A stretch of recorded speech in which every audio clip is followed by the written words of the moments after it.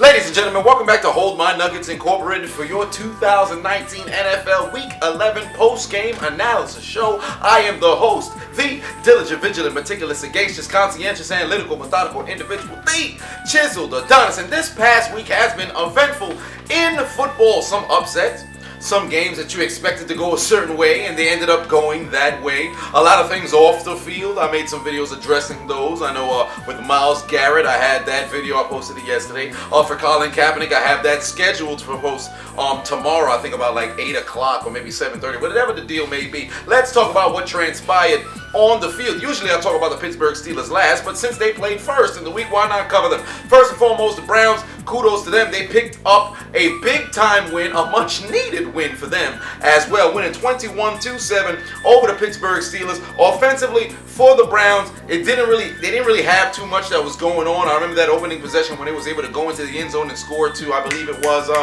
was it Jarvis Landry? No, Jarvis Landry scored the second touchdown. Whatever the case was. Offensively, in the second half, the Browns pretty much got shut down. All right, they didn't really score up until they were gifted, great field position because Mason Rudolph, who I'm going to talk about in a little bit, his offensive ineptitude done put the Browns in positions to where they could walk away with this game.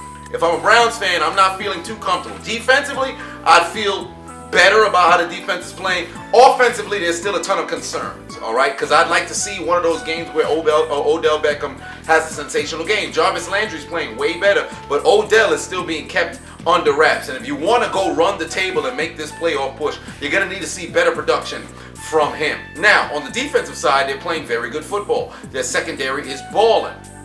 A lot of people thought they'd be able to, their run defense would squander up a bunch of rush yards. That's not the case. Granted, there was injuries to the Pittsburgh Steelers, which I'm going to get to in a couple of seconds. But for the Browns, solid performance. For the Pittsburgh Steelers, defensively, no sort of issue.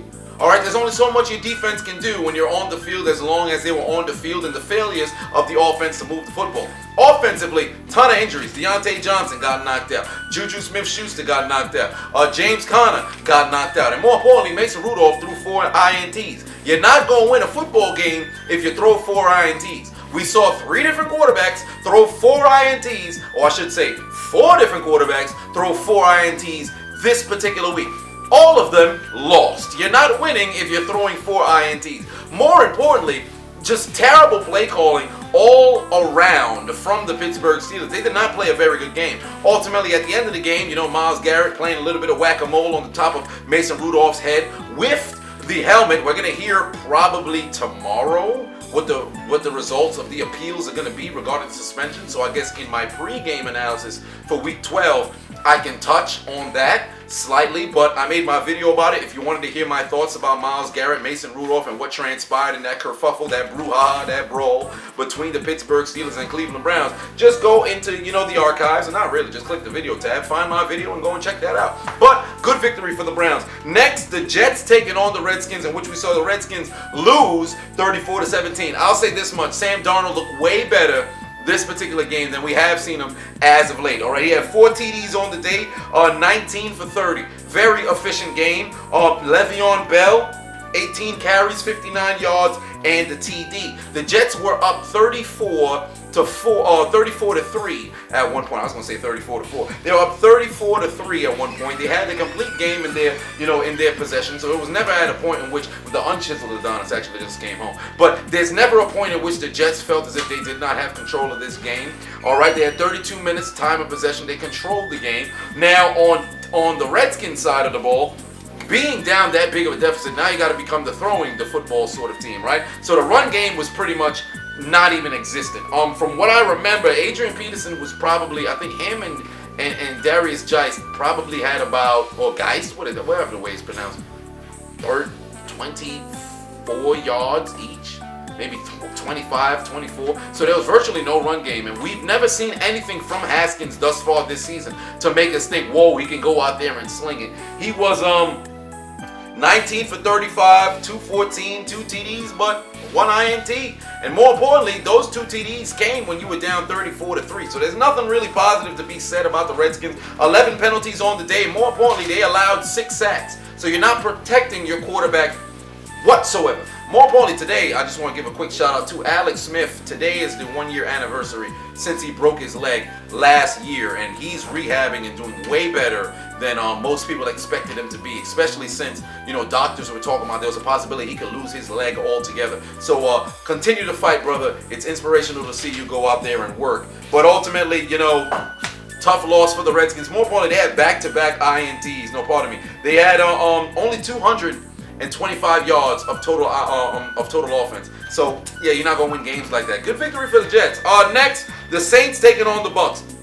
The Saints pretty much, although the score seems much closer than what it was, given that it was 34-17 in this game as well. And I believe at one point the Saints were up, was it 20-0?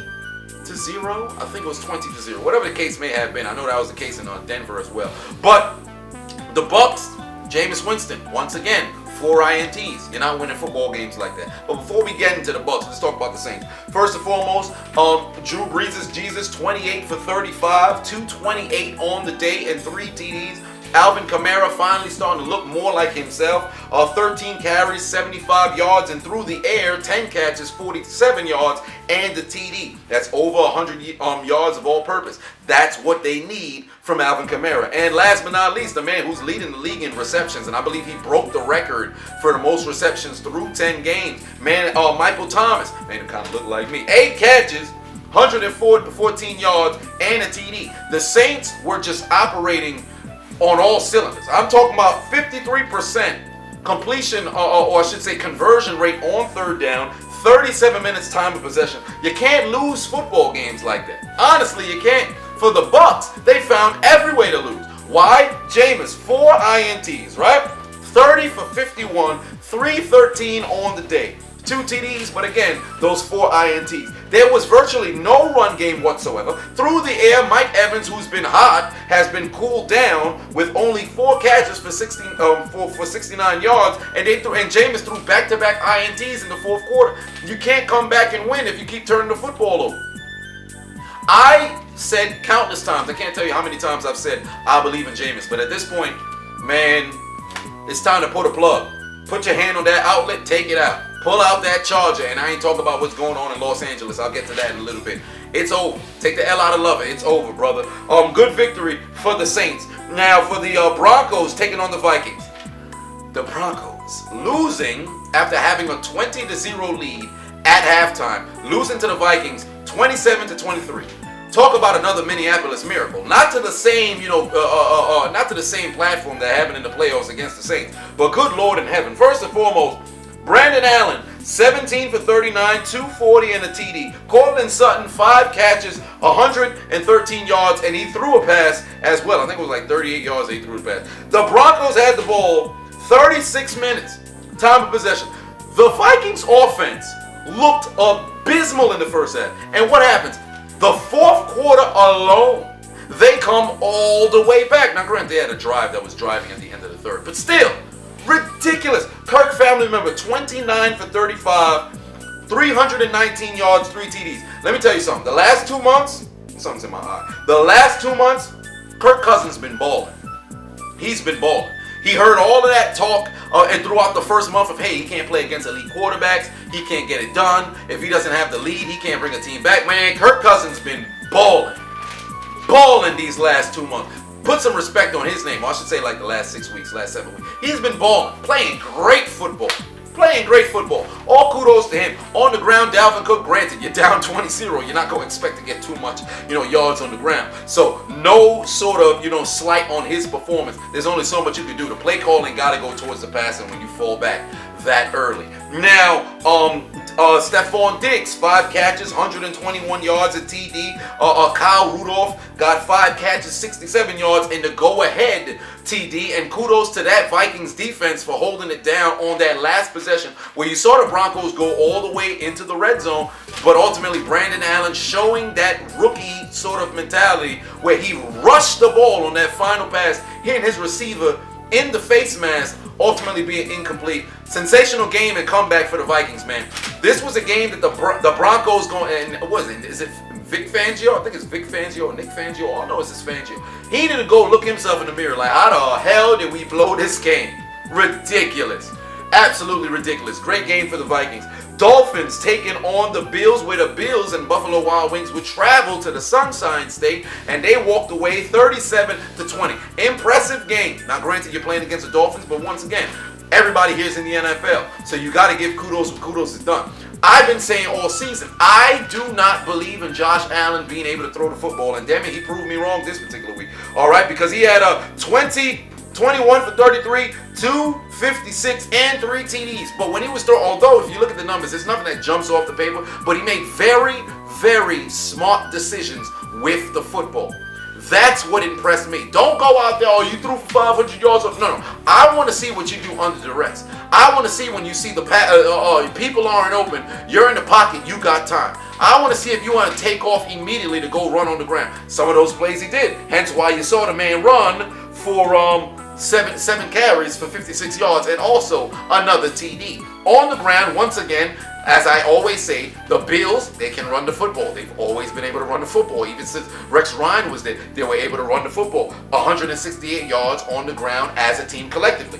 And of that 168, 15 carries for 75 came from Devin Singletary, and he gave you that through the air. John Brown, 9 catches, 137 yards, and 2 TDs. Very good performance offensively and defensively from the Bills. For the Dolphins,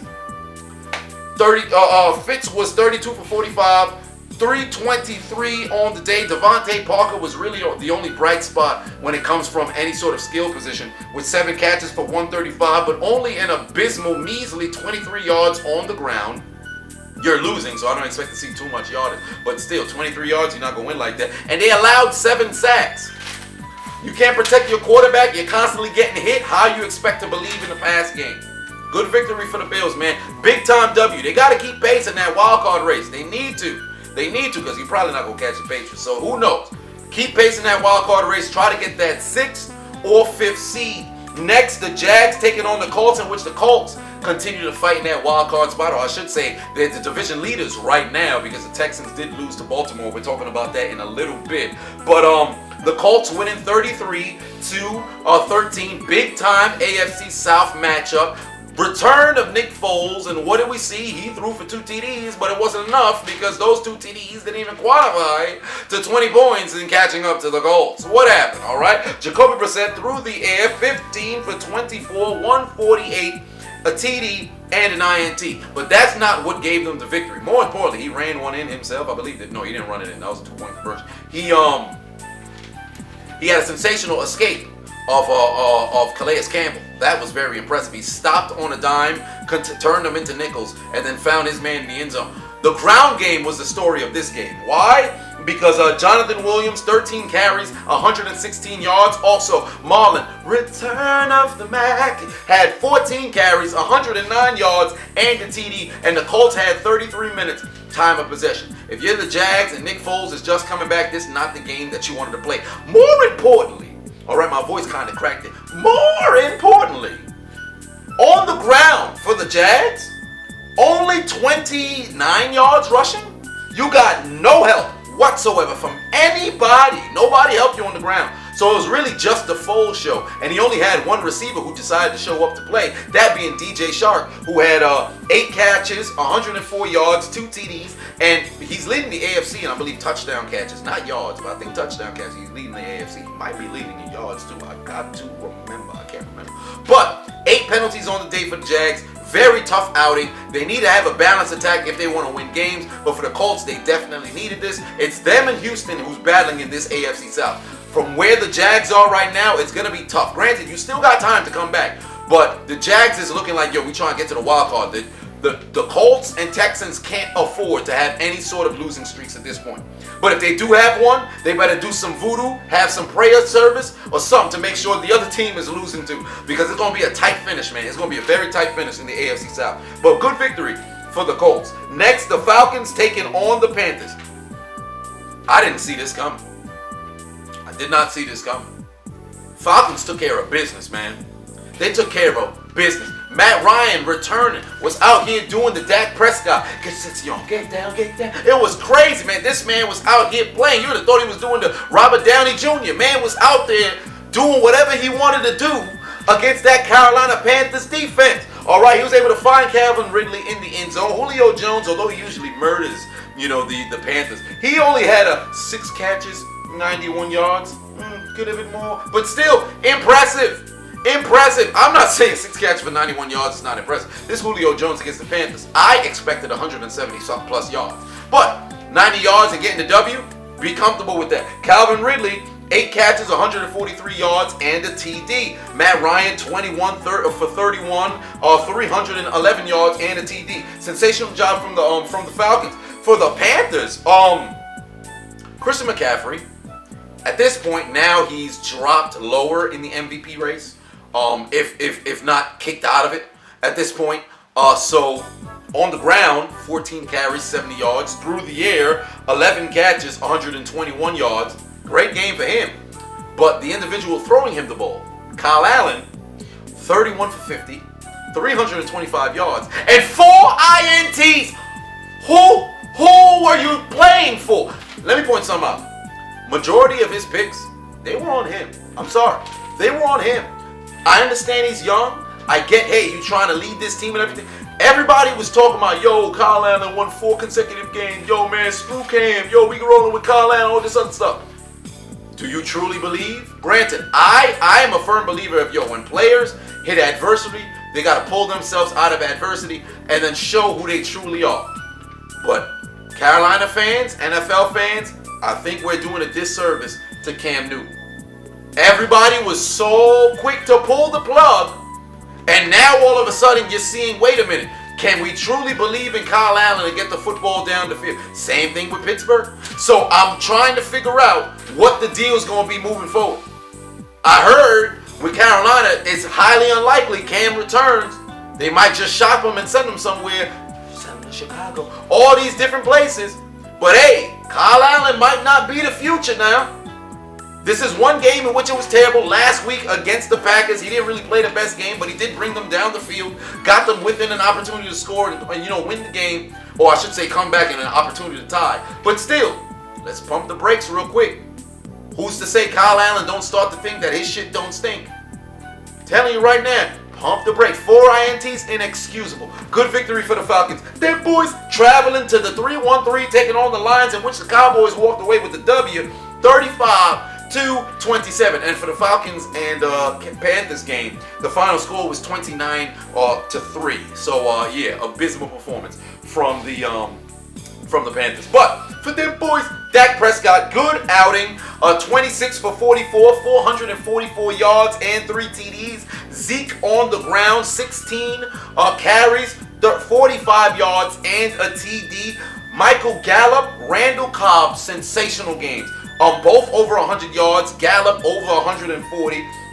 Very good game. 509 total offense from the Cowboys. Sensational job from them. For the Lions, Jeff Driscoll, had they had Matthew Stafford, I think the Cowboys could have messed around and lost this game. Not to say, Matthew Stafford just going to, murder that defense, but damn it, I trust Stafford in bigger games. I don't know why his record really doesn't prove that he should, but I don't know. I feel ever since I watched, Stafford play that since his rookie season, I feel like if you put the right pieces around him, this man can really make magic happen. Granted, the Lions don't really have those pieces, but I feel as if you replace Driscoll, you put Stafford, and you watch the product of this past Sunday against the Cowboys, I think Stafford could have won that game, bar none. But Jeff Driscoll through the air, 15 for 29, 209, 2 TDs, but the Lions had 11 penalties. 11 penalties. They had, I believe it was back and forth in the first half where you had a field goal, then you had a touchdown, then you had a touchdown, then you had and then the second half came, the Cowboys made it no contest. The Lions scored late, but it was a little too late to possibly come back. Good victory for them, boy. They moving on and leading that NFC East. Why? Because their counterpart happened to lose, and I'll talk about that in 3 games. But right now, the Texans traveling to take on the Ravens, straight up necrophilia. There's nothing that really needs to be said about the Texans. I'll just say this. Deshaun Watson, 18 for 29, 169 and an INT. The terrible, abysmal PI call that was not called on Marlon Humphreys for pretty much molesting DeAndre Hopkins. But if they actually called it and the Texans scored, they would have still lost 41-14. No, that's not a guarantee. Because when teams score, that changes the flow of the game. That gives this certain sort of team momentum. That gives them confidence. That changes everything. You can't just say, oh, well, if football doesn't operate on the butterfly effect. It's not how it works. Oh, if I just change this one thing, then, everything will still operate the exact same. No, that's not how it happens. All right? Stop being biased. Stop looking at the end result. If there is a call where it's as egregious as the one that was missed, do not sit here and say, well, you know what, since it didn't really matter, who cares? No, it does matter.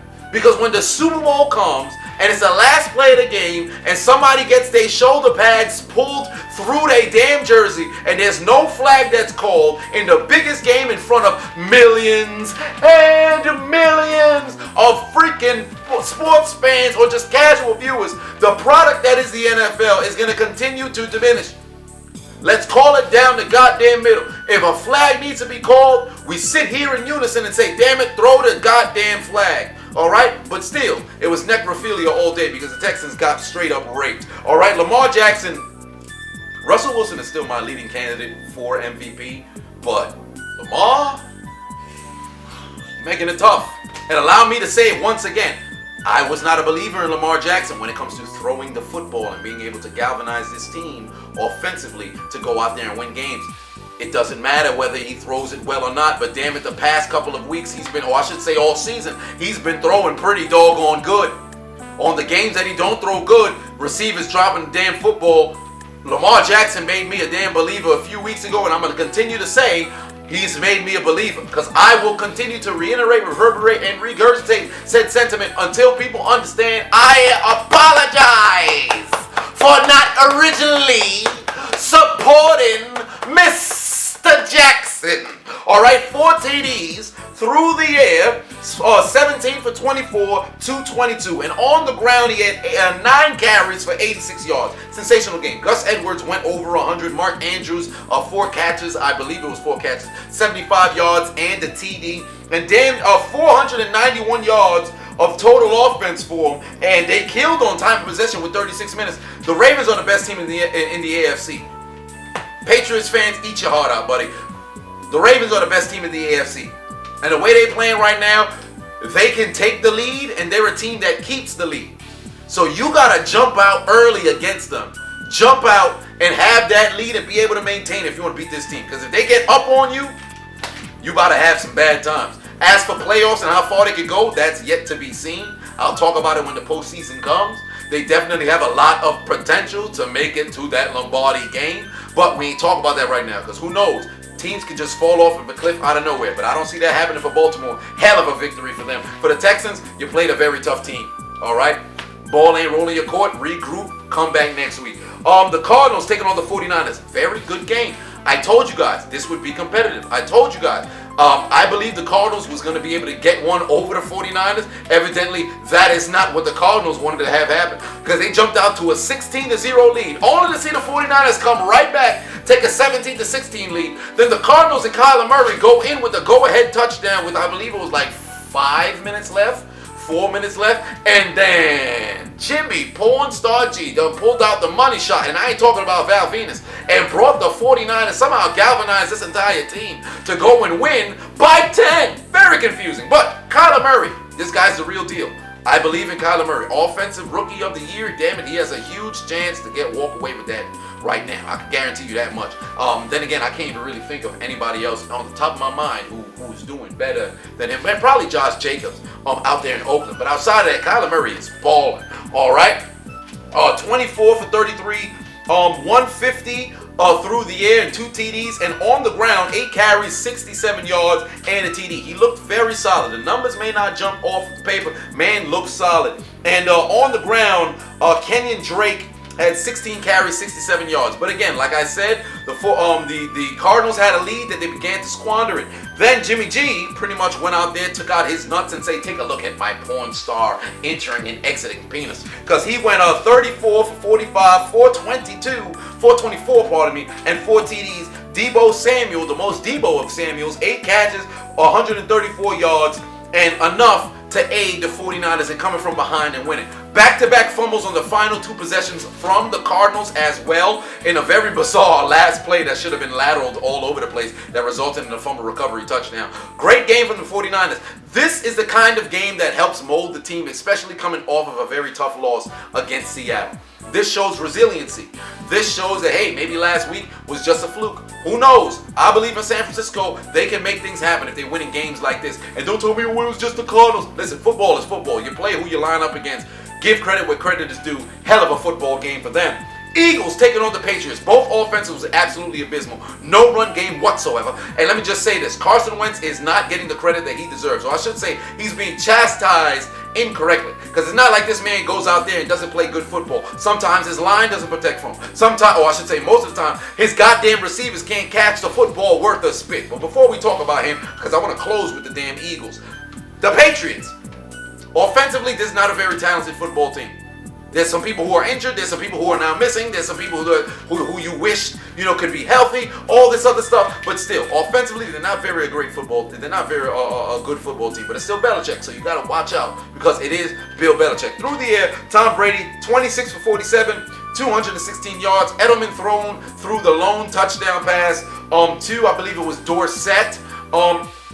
Defensively, the Patriots, they got after Carson Wentz. I think they sacked him 5 times. And for the Eagles, virtually no run game whatsoever. Through the air, Carson Wentz was 20 for 40, 214 yards, and a TD. Ertz had 9 catches for 94 yards. Aguilar dropped what could have been, the game-tying touchdown. I understand it's a very tough catch to make because the angling of where the football was, that ain't easy. But given the history that Nelson Aguilar has, it's only fair to go and chastise this man. And throughout the whole season, we've seen just drop pass after drop pass after drop pass after drop pass. It's not, Carson Wentz ain't good as Nick Foles, man. You see how the Eagles always win with Nick Foles? Every single time that Carson Wentz is healthy and Son is playing, for some apparent reason, something always go awry. I don't know what the deal is. I'm not closing the door on the Eagles thus yet, but something has got to happen. Guys in the locker room got to start looking at each other like, we got to play better. Because from where I stand right now, the Eagles are still a very, very talented football team. They really can still make the playoffs and make a run. Guys just got to put that E in effort and play better. Bottom line. But good victory for the Patriots. All right. Next, the Bengals taking on the Raiders. Both offenses were struggling all day, but those Gruden grinders walked away with the W, 17-10. Same score for the Patriots and the Eagles. On the day for the Bengals, offensive struggles, as I said earlier. Finley ain't really do too much. 13 for 31, 115 and an INT. On the ground, Joe Mixon 15 for 86 and the TD. More importantly, Joe Mixon and the Bengals, they jumped out to, was it 10-0? No, 7-0 lead. They scored opening touchdown, and then they only kicked a field goal in the third quarter. Outside of that, they did nothing. Nothing. Offensive struggles. And for the Raiders, on the ground, Josh Jacobs, 23 carries, 112 yards. Derek Carr was extremely efficient, all right, very good new model of his Derek vehicle, 25 for 29, 292 yards, a TD and an INT, and the Raiders had 35 minutes time of possession, winning 3 consecutive games, and they've since opened up the door and pulled up to the wild card race, looking around like, what happened? I'm coming straight from the black Negro vagina because we're here in the black hole. Sensational game for the Raiders. I believe in John Gruden, and I told you guys that when he first got signed. It's not going to be an immediate turnaround. Give him 2-3 years. This is year number 2. It's happening faster than I anticipated, but damn it, this team got grit. This team, they got fight, and more importantly, they some Gruden grinders. And finally, let's move on to Sunday Night Football. We're going to the primetime games. All right, Bears taking on Rams. Both offenses, just like the Raiders and Bengals, terrible. Terrible. They did not play good whatsoever. All right, the Bears, is about time. I told you guys before. For Mitch Trubisky, I wouldn't pull the plug, but if your hands by the outlet, I understand. It's about time. Maybe Matt Nagy done heard me.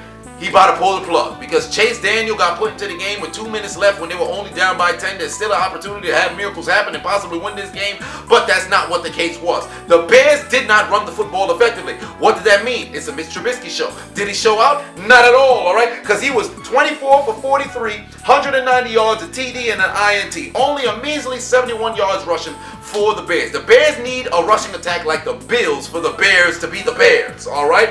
And Allen Robinson shut down. 4 catches, 15 yards. That is not acceptable. Jared Goff, 11 for 18, 173, and an INT. Todd Gurley, sensational game, 25 carries, 97 yards, and a TD to boot.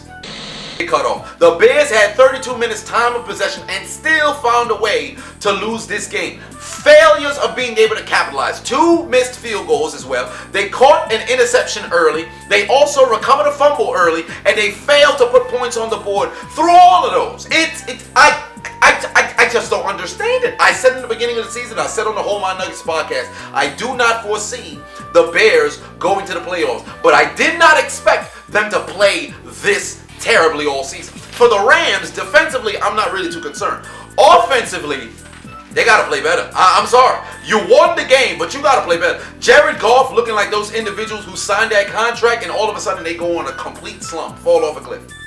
He got all that guaranteed money. He's not playing a microcosm as good as he was last year. He has got to step it up. Bottom line. I understand with Gurley, my knees, and I constantly kept saying and echoing throughout the entire season, if the Rams want to play the way that they did the past 2 years, what they need is that run game to hit on the same level as it was before. But Gurley, obviously, you'll get a good game, then you won't. My knee, tendonitis. I understand. I get it. But Jared Goff, you getting all that money, you got to step up. You got to step up. Brandon Cooks ain't there. I understand. You got to step up. Bottom line. But the Rams got a W nonetheless. You can't take that out of the column. Good victory for them, winning 17-7. And last but not least, Chiefs taking on the Chargers.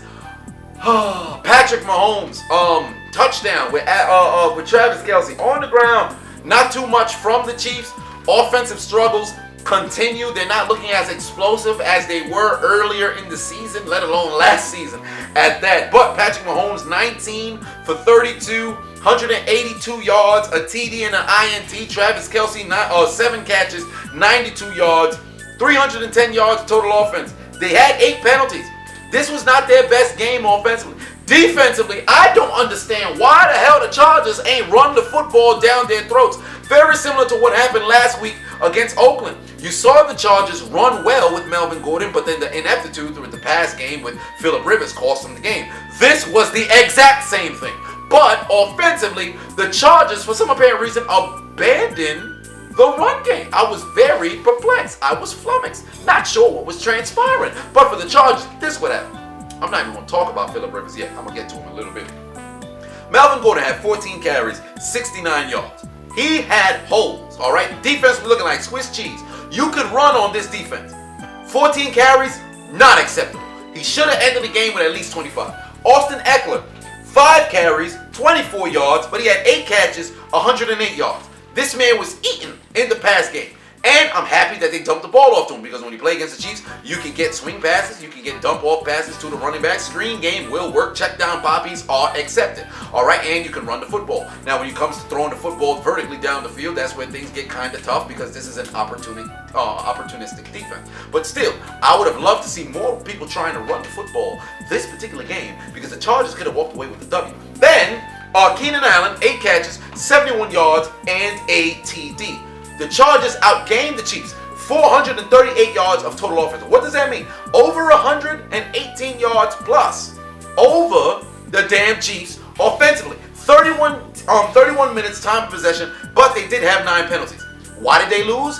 Phillip anti-condom no pull-out Poppy Rivers. This man, 28 for 52, that's half. Oh, well, not exactly half, but a little bit over half. 353 yards, a TD, and 4 picks. 4! Last week you threw 3. It went into the hands of the defenders 5 times.